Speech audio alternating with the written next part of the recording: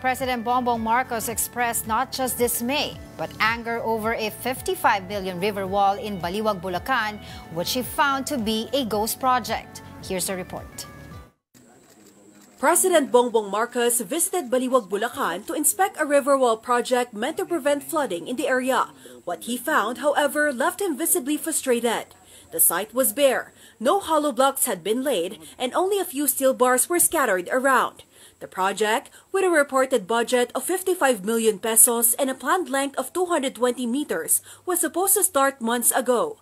Yet, as of August, construction had not even begun. The president called it a clear case of a ghost project.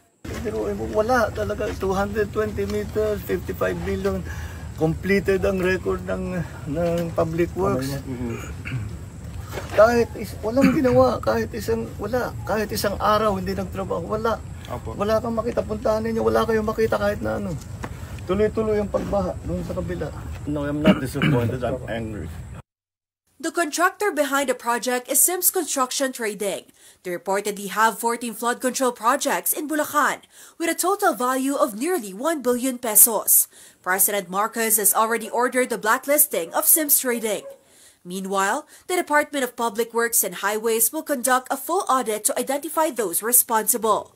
We will have to do yung physical and financial audit, and i-document na po namin lahat, and whoever has been involved in that particular project, we will file the corresponding cases. The Bureau of Internal Revenue is ready to assist in reviewing tax compliance for the project.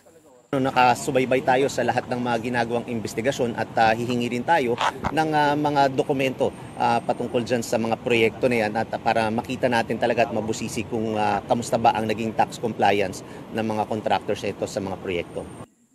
Authorities warned that anyone found involved in these anomalous projects could face charges under anti-graft laws and for malversation of public funds.